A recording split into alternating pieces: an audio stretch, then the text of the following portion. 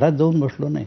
पण एखादा निर्माता दिग्दर्शक असतो ज्याचे एका पाठोपाठ एक सुपरहिट पिक्चर म्हणजे चालत असतात आणि त्याचा एक पिक्चर जोरदार आपटतो, तर मग प्रश्न असा असतो की मग तो आपटल्यानंतर तो माणूस आपला पिक्चर का पडला याचा विचार करत असेल. तर तसं तुमच्या बाबतीमध्ये सलग 45 वर्ष जिंकणं करताना आता आपटणं आलं, तर तुम्ही काय विचार करताय? मी स्वतः विचार करण्याची गरज नाहीये. माझ्या मतदारसंघातले लोक विचार करतील हा की 45 वर्ष सतत सक्रिय राहून माझा जो काही आलेख आहे त्या 45 वर्षात मी काही माझं योगदान दिलंय का, मतदारसंघाला त्याचा काही उपयोग झाला का, पक्षाला काही याचा उपयोग झाला का, याचा बी तर विचार करणारा एक वर्ग आहे. पण लोकांना कंटाळा आला असेल का की इतकी वर्ष आपण देतोय, आता किती वर्ष देणार? असं मला असं वाटतं की आज तर लोकांनी मला मतदान दिलं नाही, हा जनादेश आहे. कंटाळा आला का म्हणला हा जो तुमचा शब्द आहे त्याच्यापेक्षा जनादेश होता.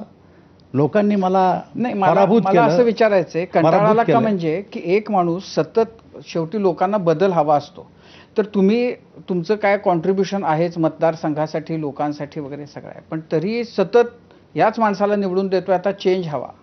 हे बघा, परिस्थिती एखाद्या वेळेस अशी निर्माण होती की माझ्या मतदाराच्या मनामध्ये मला निवडून देणं जरी असलं तरी एकूणच वातावरण जर कधी एखाद्या वेळेस असं बनतं की इच्छा असून सुद्धा माणूस त्या वातावरणाकडे ओढल्या जातो आणि त्यामुळे कदाचित अशा घटना घडतात. असं नाही की माझ्या बाबतीत घडली, राज्यात घडली, इतरही ठिकाणी अशा घटना घडल्या आणि आमच्याच पक्षाच्या बाबतीत थोड्या घडल्या, अनेकांच्या बाबतीत घडल्या.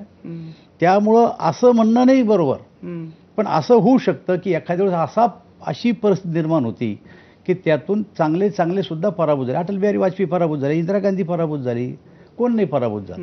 आणि म्हणून पराभव झाला म्हणजे मी खचून जाईल असं नाही. दुसऱ्या दिवशी रस्त्यावर आलो, कार्यकर्त्यांना धीर दिला, माझ्या सगळ्या मतदारसंघाचा दौरा माझा संपत आला आणि मी घरात बसणारा कार्यकर्ता थोडा आहे. मी चळवळीतून आलेला कार्यकर्ता आहे.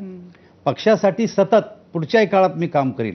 पद असलं म्हणजे मी पक्षाचं काम करीन आणि आता पद नाही म्हणजे मी आता घरात जाऊन नाउमेद होऊन घरात थोडा बसणार आहे. माझ्या कार्यकर्त्याला उभारी देणं हे माझं कामच आहे. पण तुम्हाला अंदाज आला होता की असं होऊ शकतं? म्हणजे तुमच्या मतदारसंघात महाराष्ट्रात एकूण भाजपचा जो परफॉर्मन्स आहे महाराष्ट्रातला तो फार अपेक्षाभंग करणारा भाजपसाठी ठरला. तुम्हाला अंदाज आला होता की असं काहीतरी होऊ शकतं?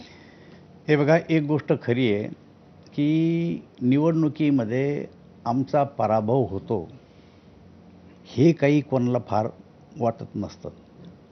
वातावरण जेव्हा निवडणुकीचं सुरू झालं, 7 टप्प्यात निवडणुका आपल्या झाल्या आणि जेव्हा 7 टप्प्यातल्या निवडणुका झाल्या, जेव्हा मतदानाची टक्केवारी घसरत चालली, तेव्हा आमच्या टीमने ही मतदानाची टक्केवारी कशी वाढेल याचा विचार आम्ही करायला सुरुवात केली.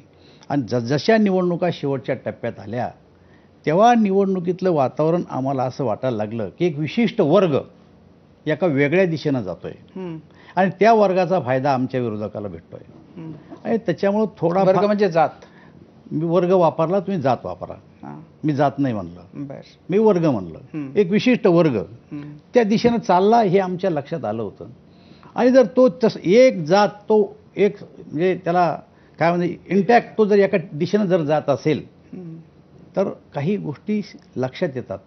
आणि गेली 45 वर्ष मी राजकारणात असल्यामुळं लोकांच्या बोलण्याहून, लोकांच्या चेहऱ्याहून, लोकांच्या प्रतिसाद जो असतो सभेतला, त्याच्याहून काही गोष्टी मात्र लक्षात येतात. येत नाही असं नाही आहे. मी असं म्हणणार नाही की बाबा लक्षात नाही आलं.